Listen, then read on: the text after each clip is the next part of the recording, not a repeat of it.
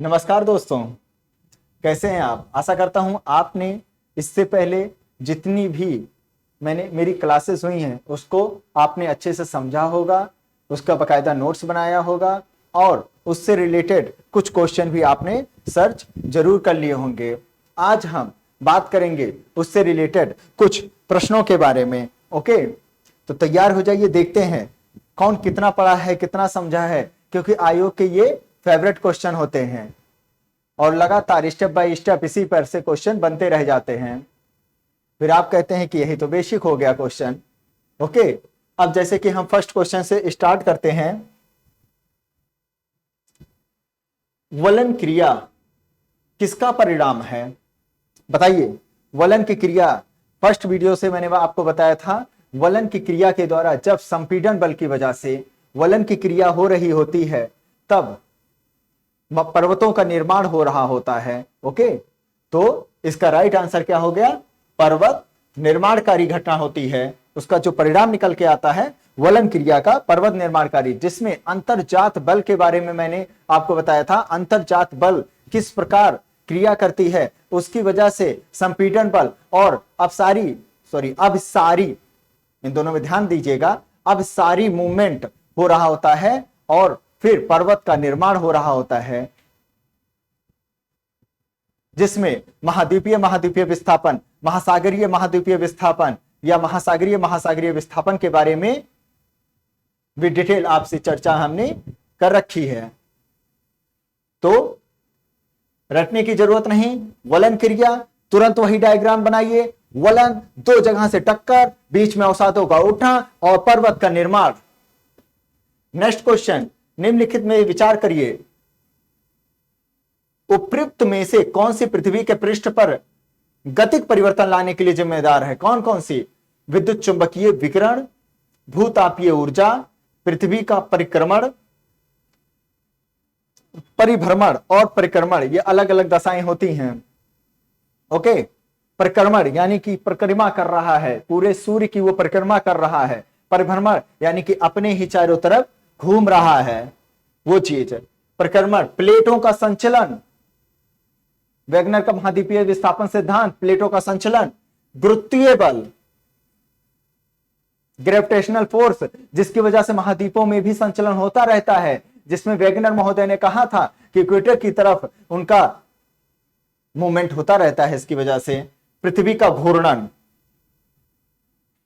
वही परिभ्रमण, घूर्णन, एक ही जगह पर उसका डांस करना। तो क्या ये सारी दशाएं जो होती हैं, विद्युत चुंबकीय विकिरण, इलेक्ट्रोमैग्नेटिक फोर्सेस जो क्रिएट हो रही होती हैं, क्या ये सब मिल करके पृथ्वी के पृष्ठ पर गतिक परिवर्तन लाने के लिए जिम्मेदार होती हैं? आपको क्या लगता है, क्या ये सभी जिम्मेदार होती हैं? बिल्कुल होती हैं, सबका अपना अहम योगदान होता है।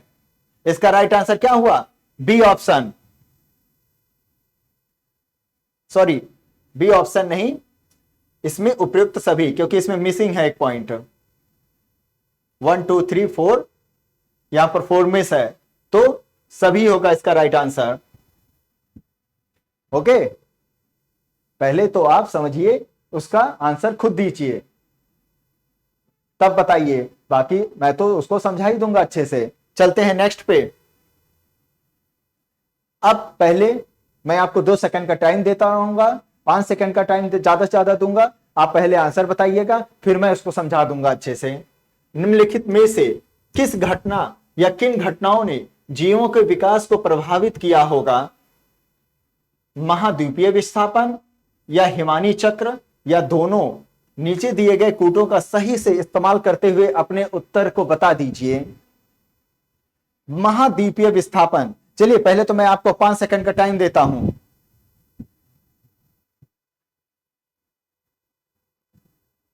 क्या हुआ, पता चला कुछ? महाद्वीपीय विस्थापन और हिमानी चक्र दोनों ही जिम्मेदार होते हैं विकास को, जीवों के विकास को प्रभावित करने में। ओके, समय दर समय टाइम पीरियड के हिसाब से मैंने आपको पूरा इसमें जानकारी दी थी, और साथ ही साथ हिमानी चक्र का भी इसमें अहम योगदान होता है। तो इसका राइट आंसर होगा 1 और 2।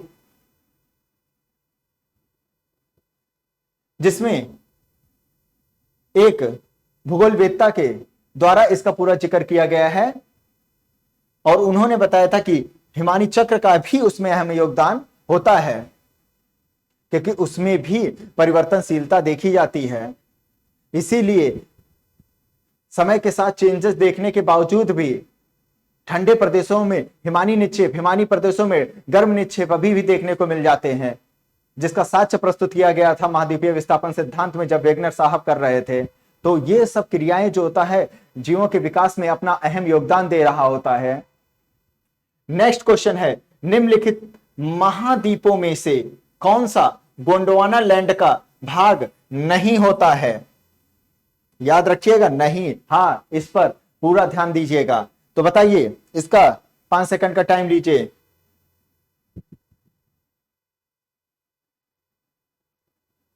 क्या आंसर निकला बताइए। बिल्कुल सही, इसका राइट आंसर क्या होगा?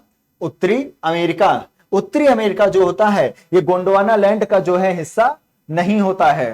ये किसका होता है? ये ऊपरी, जैसे कि मैंने आपको ये डायग्राम बताया था जिसमें ये पूरा फैला हुआ पैंजिया क्षेत्र था और बीच में टेथिस सागर था। इसका जो नॉर्थ हिस्सा था और साउथ हिस्सा, नॉर्थ हिस्सा अंगारा लैंड कहलाता था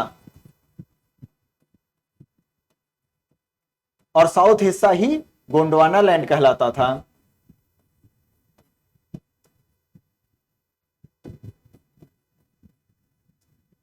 जिसके तहत अफ्रीका हो गया, दक्षिण अमेरिका हो गया और इंडो ऑस्ट्रेलियन जो प्लेटें थी, इधर के जितने भी दक्षिण पूर्व एशियाई देश थे, ऑस्ट्रेलिया था, इन सब का निर्माण हुआ था। और अंगारा लैंड में वहीं पर पूरा जो ऊपर का रशिया का जैसे हिस्सा हो गया, चीन का हिस्सा हो गया, यूरोप का उधर का हिस्सा हो गया, उत्तरी अमेरिका का उधर का हिस्सा हो गया, ग्रीनलैंड का पार्ट हो गया, वो सब अंगारा लैंड के हिस्सों में आ जाते हैं।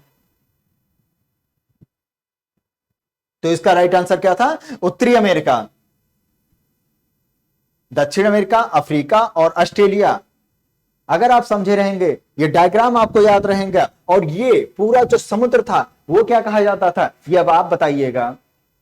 और ये जो सिद्धांत दिया गया था, जो ये सिद्धांत किसके द्वारा और क्यों दिया गया था और उस सिद्धांत का क्या नाम था, ये अब आप बताइए। चलते हैं अपने नेक्स्ट क्वेश्चन पर। परतदार चट्टानों के विषय में ध्यान दीजिएगा। पहला पॉइंट क्या लिखा है? परतदार चट्टानों के विषय में दिए गए निम्नलिखित कथनों पर विचार कीजिए। परतदार चट्टान, 3 चट्टानों का मैंने जिक्र किया था। आग्नेय चट्टान, अवसादी चट्टान जिसे परतदार चट्टान भी कहा जाता है, और तीसरा था स्थानांतरित या रूपांतरित चट्टाने कहा जाता था। और उसका पूरा एक बकायदा फ्लो चार्ट बनाया था हमने। तो इसका पहले तो आप बताइएगा। फर्स्ट पॉइंट इसमें बोल रहा है परतदार चट्टाने पृथ्वी की सतह पर जलीय तंत्र द्वारा निर्मित होती है। परतदार चट्टानों के निर्माण में पूर्व विद्यमान चट्टानों का क्षरण सम्मिलित होता है। परतदार चट्टानों में जीवाश्म होते हैं। परतदार चट्टानें विशिष्ट रूप से परतों के रूप में पाई जाती हैं। तो बताइए इसका राइट आंसर क्या होगा? बिल्कुल सही, इसका राइट आंसर डी होगा, यानी कि 1, 2, 3 और 4 सब इसमें सही है। जलीय तंत्र मैंने बताया था, मैंने एक पहले आपको डायग्राम दिया था। परतदार चट्टानें जिसमें अवसादों का एक के ऊपर एक जमावड़ा होता चला जाता है, एक सीमेंटेशन प्रोसेस उसमें होता हुआ चला जाएगा। फिर जाकर जो चट्टान तैयार होती है वो होती है अवसादी चट्टानें। अवसादों का उसमें इसके लिए पूरा डिनोडेशन की जो प्रोसेस हो रही थी, ये सारी क्रियाएं ज्यादातर नदियों के अंदर भी होता है। ओके, जैसे कि बलुआ पत्थर हो गया, इन सब का जो निर्माण होता है वो नदियों के अंदर ही हो रहा होता है, क्योंकि नदियां कई प्रकार के अवसादों को बहाकर लाती हैं। एक के ऊपर एक स्तर को वो लगाते हुए चली जाती हैं। ओके। और इसमें चट्टानों का क्षरण सम्मिलित होता, बिल्कुल होता है।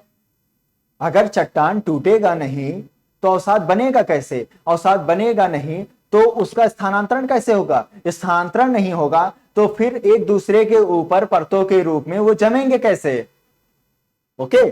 जीवाश्म, जीवाश्म बिल्कुल जीवाश्म होते हैं। जब भी नदियां बहते हुए आएंगी या हवाओं के द्वारा बहाकर कुछ तत्व लाए जाते हैं तो वो सब भी स्टेप बाय स्टेप एक के ऊपर जमता चला जाता है। तो अब इसमें जरूरी है जीवाश्म तो इसमें 100% मिलेगा। परतदार चट्टान विशिष्ट रूप से परतों में पाई जाती हैं। बिल्कुल परतों में तो ही तो होती हैं, एक के ऊपर एक के ऊपर एक। तो इसका राइट आंसर डी होगा। बलुआ पत्थर एक परतदार चट्टान होती है। ये लो फ्री का क्वेश्चन, ऊपर ही तो बताया था कि कहां पर यह होता है, कहां पर इसका निर्माण होता है? पानी के नीचे बनती है। बिल्कुल सही, राइट आंसर।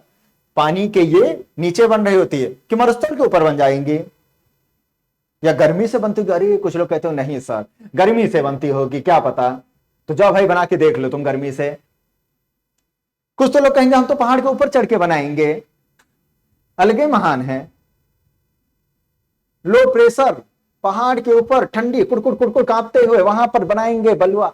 और ये बलुआ पत्थर, बलुआ पत्थर भी कहेगा क्या हुआ मजाक समझ रखे हो, हम ऐसे बन जाएंगे? स्टेप बाय स्टेप कई साल लग जाएंगे हमको बनने में, फिर कहीं हम बनेंगे। सीमेंटेशन प्रोसेस होगा हमारे अंदर, तब हम जाकर बनेंगे। ओके, नेक्स्ट क्वेश्चन पर चलते हैं। अग्नीय चट्टानों के लिए निम्नलिखित में से कौन सा कथन सत्य है? अग्नीय चट्टानें किस नाम से इसको जाना जाता है? धरती पर आया हुआ पहला चट्टान। ओके, सबसे पहले मैग्मा का ही तो गर्म हुआ, मैग्मा बना, टेम्परेचर हाई था, फिर ऊपर निकला लो प्रेशर की वजह से लावा, फिर जमा, चट्टानें बनी, कुछ छोटे छोटे आकार में बनी। जो लावा छोटे आकार में जमा उन्हें पायरोक्लास्ट कहा गया है, और जो बड़े आकार में जो थी पायरोक्लास्ट, और छोटे वाले में जो है वो लैपली कही गई थी। थोड़ा मिस्टेक तो हो ही जाता है, तो इसमें इतना मुद्दा करने की कोई बात नहीं है। ओके, तो इसमें है फर्स्ट पॉइंट पूछा जा रहा है, उनमें पूरा जीवाश्म बहुत कम होते हैं। अग्नेय चट्टानों की बात हो रही है, या वे जल के लिए संरंध्र होती हैं, या वे, यहां पर अभी टिक ना लगाइए, वे क्रिस्टलीय तथा अक्रिस्टलीय दोनों ही होती हैं। इन चट्टानों में सिलिका नहीं होती है। सिलिका नहीं होती है तो वो क्या था? Granite, diorite, rhyolite, andesite, gabbro, peridotite, वो सब क्या था? सिलिका के आधार पर ही तो उसका विभाजन किया गया था। Silica is directly proportional to the होता है मैग्मा के गाढ़ेपन से। बताया था मैंने आपको, सिलिका इज डायरेक्टली प्रोपोर्शनल होता है मैग्मा के गाढ़ापन, होता है उसके डायरेक्टली प्रोपोर्शनल अम्लता के, और इनवर्सली प्रोपोर्शनल होता है घनत्व के। ये मैंने बताया था ना, तो डी ऑप्शन तो ऐसे ही गलत हो गया। वे जल के संरंध्र होती हैं, ये भी नहीं होगा संरंध्र। बहुत ही ठोस जमाव इसमें होता है, और साथ ही साथ पूरा जीवाश्म बहुत कम होते हैं इसमें। जीवाश्म कहां से? सब कुछ तो गल जाता है उसमें, सब कुछ जल जाता है, तो जीवाश्म तो ऐसे भी नहीं। तो क्रिस्टलीय और अक्रिस्टलीय दोनों ही होती हैं। जब लावा जमकर बड़े आकार में जमता है छोटे आकार में, तो यही लैपली कहलाता है, छोटा वाला, और ये बड़ा वाला पायरोक्लास्ट कहलाता है।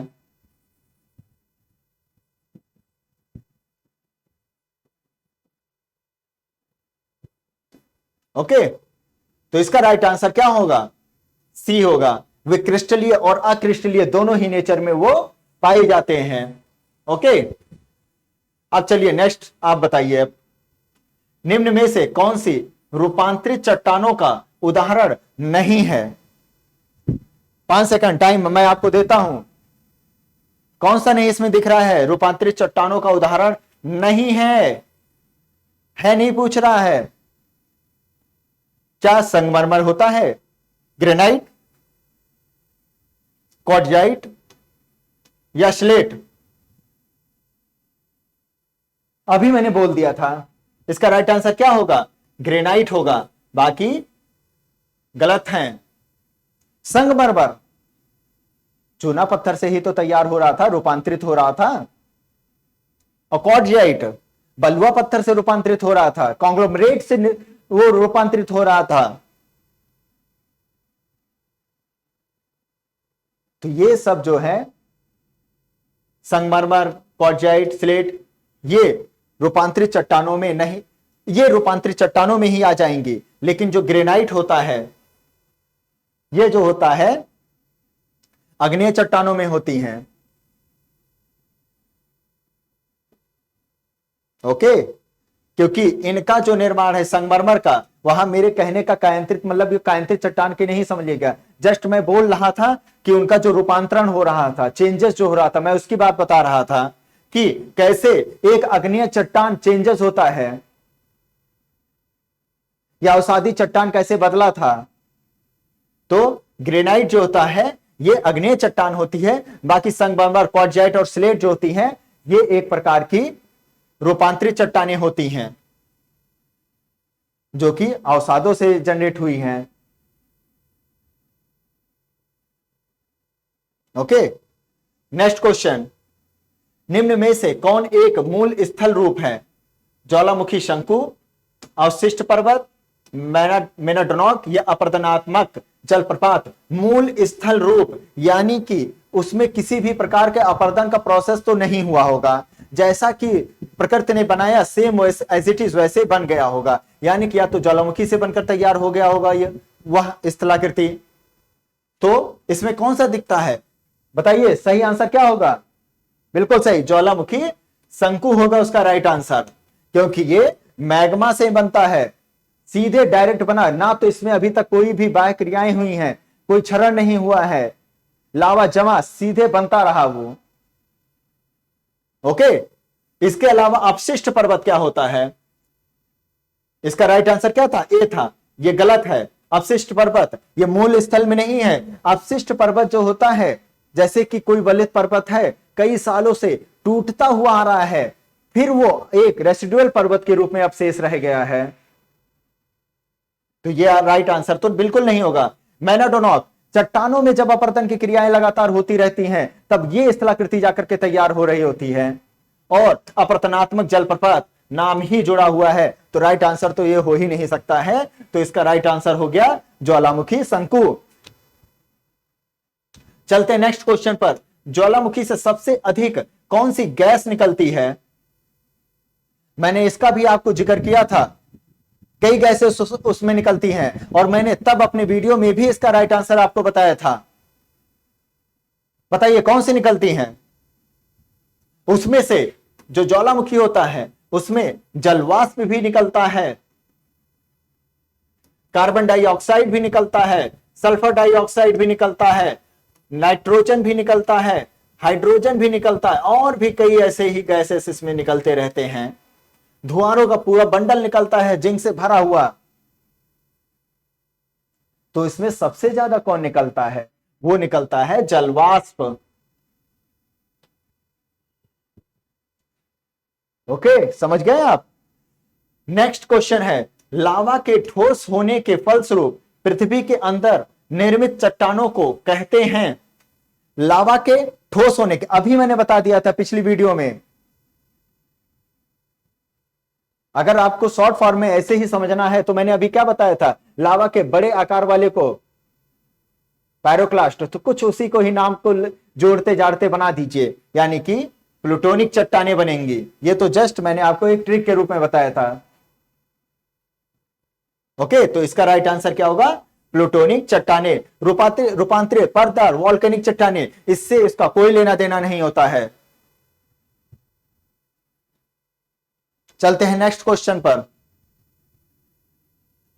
ज्वालामुखी उद्गार नहीं होता है, किस जगहों पे ज्वालामुखी उद्गार आपको देखने को नहीं मिलेगा? बाल्टिक सागर, काला सागर, कैरेबियन सागर या कैस्पियन सागर में? बताइए।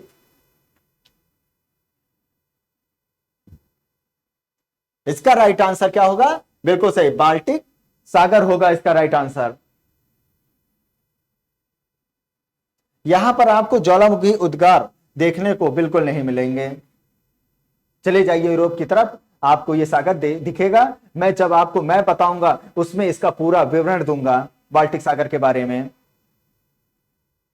कि कौन वो 3 देशों से घिरा हुआ है, वहां से व्यापार कैसे होता है, रसिया का उससे कैसा संबंध है, वहां उसका छोटा सा कौन सा देश है। ओके, नेक्स्ट क्वेश्चन है, निम्नलिखित में से कौन सी क्रियाशील ज्वालामुखी होती है? तो बताइए, क्रियाशील एक्टिव वॉल्केनो,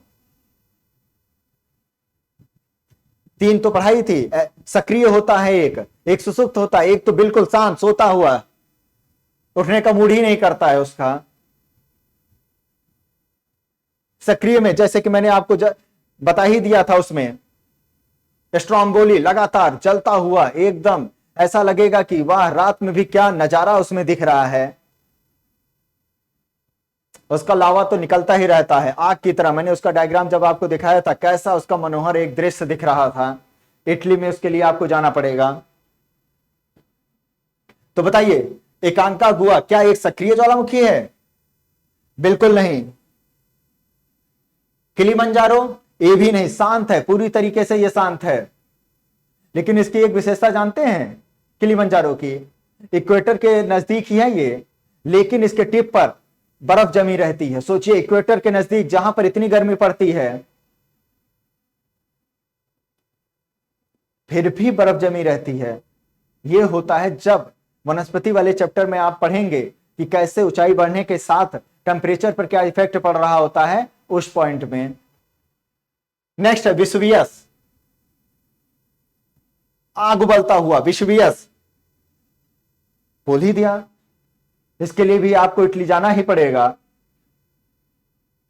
ओके, तो इसका राइट आंसर एक है विसुवियस और दूसरा एटना, यानी कि डी ऑप्शन। ये जो होता है एक प्रकार का क्रियाशील ज्वालामुखी है, सक्रिय ज्वालामुखी है। ओके, इतना नोट हो गया। चलते हैं नेक्स्ट क्वेश्चन पर। सूची फर्स्ट को सूची सेकंड के साथ सम्मिलित कीजिए तथा सूचियों के नीचे दिए गए कूटों से सही उत्तर का चयन कीजिए। एक तरफ ज्वालामुखी दिया गया है, एक तरफ देश दिया गया है। चलिए मिलान कराते हैं। सबनकाया ज्वालामुखी कहां पर है बताइए, किससे जोड़ते हैं? बोलिए, यहां से चला किस तरफ ले जाएं? बोलिए, गया ये पेरू की तरफ। ये देखिए, सबनकाया ज्वालामुखी कहां है?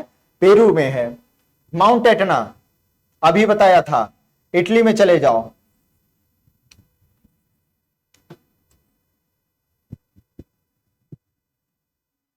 माउंट एटना इटली में। नेक्स्ट, कोलिमा कहां पर है? कोलिमा, चलिए मैक्सिको में आपको टहला के लाता हूं। कोलिमा लास्ट देख ही रहा है। अब तो कहेंगे कि अब तो आता ही है, तो अब क्या, पहले ही आपको बताना चाहिए था ना। मेरापी इंडोनेशिया, ये मोस्ट फेमस कुछ ज्वालामुखी हैं जिस पर लगातार क्वेश्चन बनते आए हैं, इनको कभी भूलिएगा नहीं। सबनकाया ज्वालामुखी पेरू में है। माउंट एटना इटली, इसके अलावा इटली में आपको स्ट्रोम्बोली विसुवियस जैसे ज्वालामुखी भी देखने को मिलेगा। कोलिमा ज्वालामुखी मैक्सिको में है। मेरापी इंडोनेशिया में देखने को मिलेगा। और भी कई जैसे कोटोपैक्सी। ओके, नेक्स्ट क्वेश्चन क्या है? प्रश्न, भूकंपीय छाया चित्र से संबंधित निम्नलिखित कथनों को पढ़िए तथा सही विकल्प को चुनिए। पहला क्या है दिया है, एक भूकंप का छाया क्षेत्र दूसरे भूकंप के छाया क्षेत्र से सर्वथा भिन्न होता है। बिल्कुल, पी और एस तरंगों का क्षेत्र जो होता है अलग अलग होता है। एक पूरा 105 डिग्री से पूरा की पूरा छाया के क्षेत्र में रहता है, तो दूसरा जो होता है 105 डिग्री से लेकर के 145 डिग्री के बीच में उसके छाया पड़ती है। यानी कि वहां पर तरंग को फील नहीं किया जाता है। 3 तरंगे भूकंप पर पढ़ाई थी, PSL, पी तरंगे जो कि सॉलिड और लिक्विड दोनों में जा सकती हैं, एस तरंगे जो कि केवल और केवल लिक्विड में ही विचरण करती हैं। और एल तरंगे उस सरफेस पे पूरा विचरण कर रही होती हैं, तो जहां पर उनका प्रभाव नहीं दिखेगा वही छाया क्षेत्र बोल दिया जाता है। कहेंगे वाह, और क्या भाई, आप खड़े हो जाइए, आपके जहां छाया पड़ेगी यानी कि वो पूरा छाया क्षेत्र हो गया। अब वहां पर इमेजिनरी रूप से, भौतिक रूप से थोड़ा ना है वहां पे। तो पहला आंसर इसका क्या है, सही है। दूसरा बताइए अब, भूकंप लेखी भूकंप अधिकेंद्र से 105 डिग्री के बाहर किसी भी दूरी पर P व S दोनों तरंगों का अवलेखन करते हैं। अभी बता दिया था, बिल्कुल करते हैं। तो इसका राइट आंसर दोनों, मैंने इसका डायग्राम कैसे इसका बनाया था, ऊपर से जैसे कि P तरंगे हो गई, और P तरंगे कैसे चलेंगी, ये बीच में कोर है, पहले तो फुल स्पीड में चलती हैं, फिर जब लिक्विड वाला हिस्सा आता है तो वहां पर स्लो हो जाती हैं, और जो स्लो होती हैं वहीं पर ये छाया क्षेत्र बनाते हुए चलती हैं 105 से 145 डिग्री पर, यही उनका छाया क्षेत्र होता है। बीच में सॉलिड कोर मिलता है, यहां पर फुल स्पीड में चलेंगे, फिर स्लो स्लो लिक्विड में से चलेंगे, और फिर फुल स्पीड में नीचे सॉलिड में ये चलना शुरू हो जाएंगी। लेकिन वहीं पर जब आप एस तरंगे बना रहे होंगे तो एस तरंगे सॉलिड में तो विचरण करेंगी, लेकिन लिक्विड में वो नहीं जा पाती हैं, और जब लिक्विड में इंटर ही नहीं करेंगी तो यहीं तक ही वो सीमित हो जाएंगी। ये पूरा का पूरा एरिया जो होता है एस तरंगों का छाया क्षेत्र कहलाता है। समझ गए इसे? चलते हैं नेक्स्ट क्वेश्चन पर। निम्नलिखित कथनों पर विचार कीजिए। रिएक्टर स्केल एक लघु गणकीय मापक्रम है तथा इसके फलस्वरूप परिमाण मात्रक में 1 की वृद्धि आयाम के लिए 10 के गुणक को निरूपित करता है। मैंने आपको क्या बताया था, जब भूकंप की आता है तो जो उसके एक एक, जैसे कि मर्केली स्केल पर या रिएक्टर स्केल पर जब उसको चेक किया जाता है, उसका 1/1 स्टेप जब बढ़ रहा होता था, एक पॉइंट में इंक्रीजमेंट होता है, तो उसकी जो इंटेंसिटी, उसका जो आयाम होता था 10 गुना की उसकी बढ़ोतरी हो जाती थी। यानी कि फर्स्ट आंसर सही है। दूसरा, रिएक्टर स्केल में प्रत्येक पूर्णांक पठन पर ऊर्जा पूर्ववर्ती पूर्णांक पठन की ऊर्जा के 100 गुना होती है। क्या हाई फाई क्वेश्चन है कि सुनने में ही कठिन वर्ड लग रहा है। यानी कि क्या मैंने बताया था, अगर वही हम एनर्जी के परिप्रेक्ष्य में देखेंगे तो एनर्जी क्या वो 100 गुना निकालती है? बिल्कुल नहीं, वो 32 गुना एनर्जी निकाल रही होती है। तो दूसरा इसका गलत हो गया, केवल इसका फर्स्ट आंसर ही सही है। ओके, चलिए नेक्स्ट क्वेश्चन पर चलते हैं। पृथ्वी की सतह पर का वह भाग जिस पर भूकंपीय तरंगों को सर्वप्रथम रिकॉर्ड किया जाता है वो क्या कहलाता है? इसका भी मैंने आपको डायग्राम बनाया था। जैसे यहां से जो पहला पॉइंट, जहां से वो स्रोत, जहां से वो भूकंप निकल रहा होता है, फोकस बिंदु कहलाता है, फोकस कहलाता है ये। और जहां पर पहली बार फील होता है एपिसेंटर कहलाता है। यही होता है अधिकेंद्र। इसका राइट आंसर बी ऑप्शन, अधिकेंद्र। रटने की बिल्कुल जरूरत नहीं, यहां से निकला, ऊपर बढ़ा, जहां पहली बार फील हुआ, जहां पर उसका एपिसेंटर होता है वही हमारा हो जाता है जहां से हमको फील होता है। जैसे कि मान लीजिए हिंदुकुश पर्वत पे फील हुआ, दिल्ली तक उसका असर आया, तो कहा जाएगा उसका अधिकेंद्र जो है हिंदुकुश पर्वत था। 2014-15 के करीब जब नेपाल में भूकंप आया था, काठमांडू में उसकी हलचल हुई थी, तो उसका असर यूपी तक पड़ा था, तो उसका अधिकेंद्र बोला गया था काठमांडू का क्षेत्र। ये वही क्षेत्र है। चलिए नेक्स्ट क्वेश्चन पर चलते हैं। तो आज बस इतना ही। आशा करता हूं आपको समझ में आया होगा। आपने पहले सही टिक ही लगाए होंगे, जैसे कि यहां के बच्चों ने काफी अच्छा रिस्पांस दिया है, आप भी अच्छा रिस्पांस दिए होंगे। और ऐसे ही क्वेश्चन और भी आते रहेंगे। कुछ मेंस के ही, जैसे कि मैंने आपको शुरू में ही बता दिए थे कि आपने उसका अभी तक आंसर राइटिंग कर लिया है कि नहीं किया है। कर लिया है तो कम से कम एक बार कमेंट में उसका जिक्र तो करिए। तो इसी के साथ अब मैं विदा लेता हूं, ताकि नेक्स्ट क्लास नए ऊर्जा के साथ फिर से पढ़ाई जा सके। एक नए टॉपिक के साथ, एक नई एनर्जी के साथ तैयार हो जाइए फतह करने के लिए ज्योग्राफी पर। नमस्कार, खुश रहिए, विकास के नए मार्ग को गढ़ते रहिए।